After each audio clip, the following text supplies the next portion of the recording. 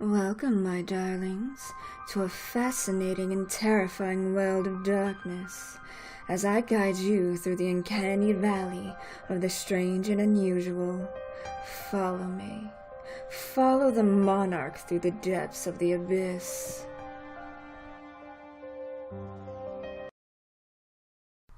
The story of the Feather Lady had been around longer than anyone can remember. Generations told their kids about this, and in return, they told their eventual kids. It was in the small town of Caldwell, Texas, that the legend was told.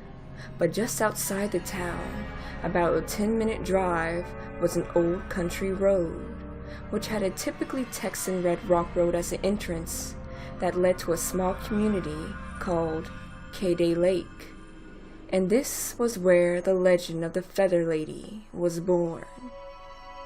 It is said that there was once an old lady who lived a hermit lifestyle, but this was by choice, as she preferred to keep to herself. She saw people in the outside world as trouble and didn't want any part of it, so she kept to herself, hidden away in the woods by the lake in what was basically a small shack of a house. She was on her way to feed what she called her friends, the animals that inhabited the area, when she was crossing a road and was struck accidentally by two boys in their pickup truck.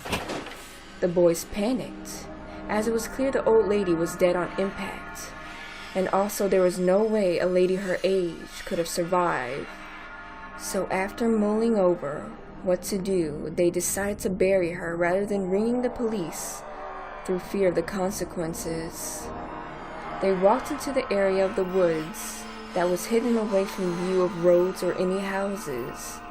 On their way, dragging her old pale corpse, feathers started to fall from birds that sat in the surrounding trees and stuck to the lady. So the boys, in their state of consternation, decided to just bury her while covered in feathers.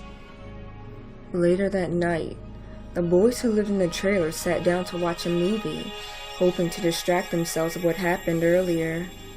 As they were starting to nod off, they could hear a scratching sound at their door, as if the pet dog wanted to get back in. So they opened the door, but nothing was there except a gathering of birds on the clothesline directly opposite the trailer door. Over the next week, the sounds continued to happen, and more birds started to gather. But strangely, it was all types of birds who started making noise that grew louder as the nights went on. The call of the crow, the hoot of an owl, the chirp of a mockingbird, and the cluck of a chicken could all be heard from inside the trailer. It began to grow to an unbearable point, to where the boys were sitting in their trailer, covering their ears, when suddenly the windows and doors smashed open, and there stood the old lady they buried, completely rotten and covered in feathers. She was like some kind of human-bird hybrid. Her bones stuck out, and on her face she had what looked like a beak. Her eyes were sunken black pits of clay, and birds lay on her outstretched arms, pecking at her clay-filled eyes, while disturbingly singing at the boys, before attacking them both. The two boys were never seen around again, and all that remained inside their trailer were feathers and human bone.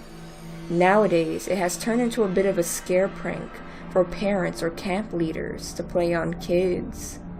They would organize someone to scratch at where they were staying at night and dress up as the Feather Lady, which always frightened the kids. It is said that the Feather Lady still stalks those who have done bad in that region of the woods of K-Day Lake. If you do hear some sort of scratching at night, or indeed notice an unusual gathering of all types of birds outside your home, then pray they aren't here for you. But some say if you hear the noise or see the birds, then it is already too late.